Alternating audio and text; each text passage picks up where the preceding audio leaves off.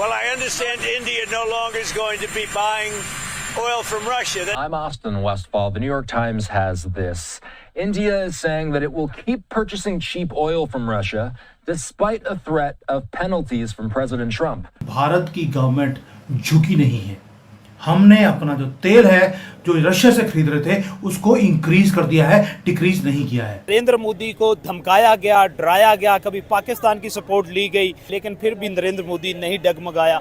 ये कोई तरीका नहीं है, मगर हिंदुस्तान बाज नहीं आता है। आप देखिए कि मैं नरेंद्र मोदी को बहुत बड़ा लीडर मानती हूँ। अमेरिका के राष्ट्रपति डोनाल्ड ट्रंप ने दावा किया कि भारत ने उनके दबाव में रूस से तेल खरीदना बंद कर दिया, लेकिन सच्चाई बिल्कुल उलट है। भारत ने ट्रंप के इस झूठ का पर्दाफाश कर दिया। अमेरिका की 100 साल पॉलिटिक्स को इसने ना इस वक्त रिस्क पे ले आया। बताती हूँ कैसे ये अब इंडिया और चाइना को करीब कर रहे हैं। गंडापुर साहब का स्टेटमेंट ये था कि जो तालिबान या दहशतगर्दों को खैबर पख्तूनख्वा की हुकूमत पकड़ती है उन्हें छुड़वाने के लिए पाकिस्तान की इंटेलिजेंस एजेंसियां आ जाती हैं।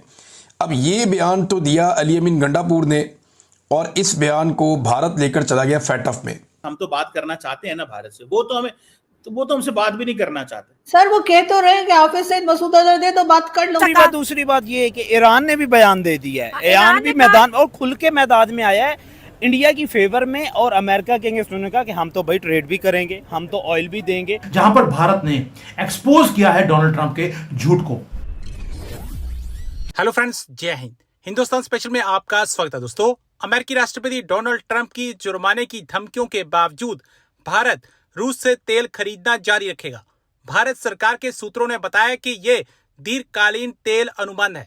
रातों रात खरीदारी बंद करना इतना आसान नहीं है। ट्रंप ने पिछले महीने ट्रूथ सोशल पर एक पोस्ट में संकेत दिया था कि रूसी हथियार और तेल खरीदने के लिए भारत को अतिरिक्त पेनल्टी का सामना करना पड़ेगा, लेकिन अमेरिका के साथ जारी टैरिफ वार के बीच रूस से तेल खरीद जारी रखने को भारत सरकार का करारा जवाब माना जा रहा है।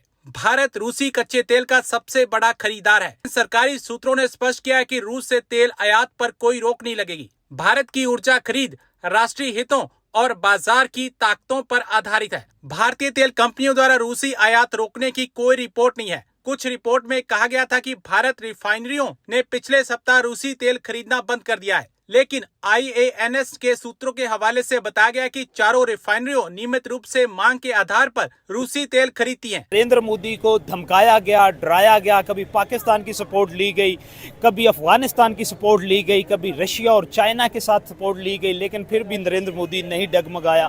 नरेंद्र मोदी ने अपनी नेशनल इंटरेस्ट में फैसले करने जारी रखे। ये टैरिफ का लगना, ये धमकाना, ये डराना, ये पाकिस्तान की फेवर में बयान देना, पाकिस्तान के साथ ऑयल ट्रेड करना, जिसको इनकार कर दिया नरेंद्र मोदी और इंडियन गवर्नमेंट ने। ट्रंप के बारे में मैं कहती हूँ कि ऐसा कोई सगा नहीं जिसको ट्रंप ने ठगा नहीं। तो फेल इकोनॉमी बोलने वाले मुल्क में इसने खुद 10 से ज्यादा जो है ट्रंप टावर बना रहा, और इसके खुद का बेटा अमेरिका में कम, इंडिया में ज्यादा हो गया। सो अभी देखें मतलब पाकिस्तान भी आगे पाकिस्तान को भी ठगने जा रहा है। कोई भी सगा है तो ट्रम्प ने उसको ठगा है, ठीक है। और अभी बात करते हैं, जैसे आपने बोला कि ये एक बहुत ज्यादा आप कह रहे हैं कि स्ट्रॉन्ग रिप्लाई है इंडिया का। देखिए सबसे बड़ी बात यह है कि सुपर पावर को कि ट्रम्प को जब जेल में रखा गया था ना, उसके पीछे बहुत बड़ी वजह थी जो दुनिया को अब समझ आ गई है। और एक्चुअली ये वाइट कॉलर इंडियंस ही थे जिन्होंने ट्रम्प को सपोर्ट किया, सिर्फ इस वजह से कि ये कहता है I love India and I love Modi. और देखे मोदी भगत तो 100 करोड़ भारतीय हैं ही है, ठीक है।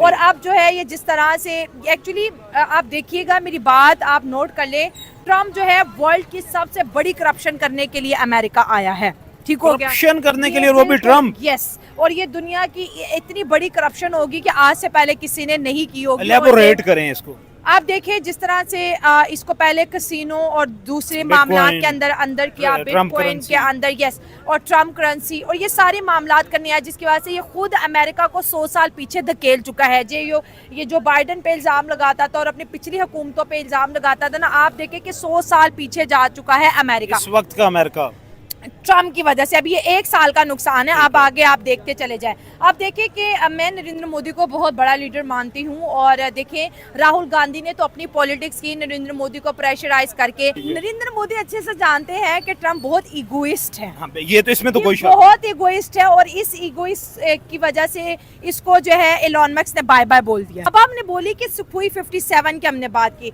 देखिए इंडिया को जब बुलाया गया नरेंद्र मोदी को एज अ फेस वैल्यू बना के, डोनाल्ड ट्रम्प कितना सगा बन रहा था इंडिया का, कह रहा था मैं आपके ना सिक्योरिटी पे कॉम्प्रोमाइज नहीं करूंगा। बिल्कुल ऐसे ही है। आप बहुत बड़ी इकोनॉमीज हो, हाँ। और खुद जो इंडिया को फेल इकोनॉमी बोल रहे हैं, 10 से ज्यादा डेड यानी फेल इकोनॉमी होगी ना। अब देखें ये इंडिया से बोल रहा था F-35 ले लो, इंडिया ने बोला तुम्हारा इतना सगा है जो तुम्हें हमारे सिक्योरिटी पे कॉम्प्रोमाइज नहीं है।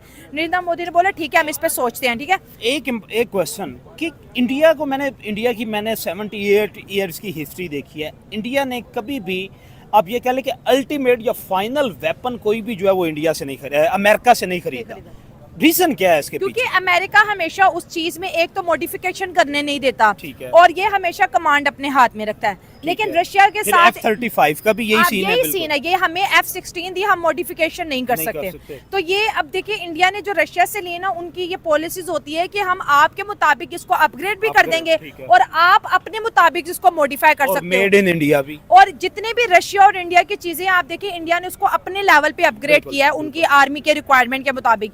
एक तो ये ऑप्शन अमेरिका नहीं देता। F-35 इंडिया ले भी लेता, लेकिन F-35 जो यूके ने लिया था वो 1 माह इंडिया के एयरपोर्ट पे जैम करा है। भाई अभी तो F-35 ने लड़ा ही नहीं किया, अफगानिस्तान में लड़ते रहे जिनके पास एयर फोर्स ही नहीं थी काउंटर करने के लिए, तो वो कैसे ले। अभी देखिए राफेल पे बड़े क्वेश्चंस है, हालांकि दुनिया मानती है कि वो एक बेहतरीन तैयार है।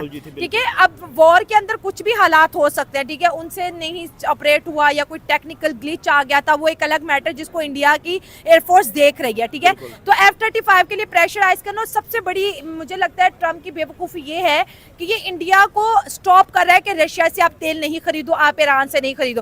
भाई जो बाइडन नहीं कर सका। दूसरी बात ये है कि ईरान ने भी बयान दे दिया है, ईरान भी मैदान और खुल के मैदान में आया है इंडिया की फेवर में, और अमेरिका के अगेंस्ट उन्होंने कहा कि हम तो भाई ट्रेड भी करेंगे, हम तो ऑयल भी देंगे, और हमारा तो एक ट्रेड पार्टनर है और इंडिया हमारा बेहतरीन ट्रेड पार्टनर है। अब देखिए आपने ईरान की मैसेज पे जा रही हूँ, ईरान की ट्वीट के अंदर एक लफ्ज यूज किया हुआ था उन्होंने कि इंडिया को तबाह करना चाहता है कि ये दुनिया की तीसरी बड़ी इकोनॉमी ना बने। ये ईरान, और ईरान ने इंडिया के लिए उस वक्त भी जय हिंद का नारा लगाया था जब सीज फायर हो गया था। ठीक है, तो ईरान को भी पता है कि एक बड़ी पावर के साथ जो है ना सपोर्ट रहना ही बेहतर है। और देखिए ये 2 बड़ी गलतियां राना साहब होने जा रही हैं अमेरिका से। जो बाइडन से गलती ये हुई कि जो बाइडन की गलत पॉलिसीज की वजह से रशिया और चाइना ने हाथ मिला लिया। बिल्कुल, और अमेरिकन आज भी इस बात पे पिटते हैं। बिल्कुल। और अब ट्रम्प क्या कर रहा है? पॉलिसी का अभी उस पे एक बुक लिखी जा रही है, और उस बुक में जो मेजर पूरा एक चैप्टर है उसका failure of Biden policy, diplomatic policy. Trump की बात मैं करूं, ये उससे भी बड़ा ब्लंडर ये करने जा रहा है। इस पे भी बुक लिखी जाएगी भाई, इस पे तो पूरे पर्चे लिखे जाएंगे, पूरी सीरीज बनेगी इस पे ये कर रहा है। ये इतना बेवकूफ किस्म का इंसान है। ये अमेरिका की 100 साल पॉलिटिक्स को इसने ना इस वक्त रिस्क पे ले आया। बताती हूँ कैसे। ये अब इंडिया और चाइना को करीब कर रहे हैं। हाँ बिल्कुल, रिक की तरफ जा रहे हैं।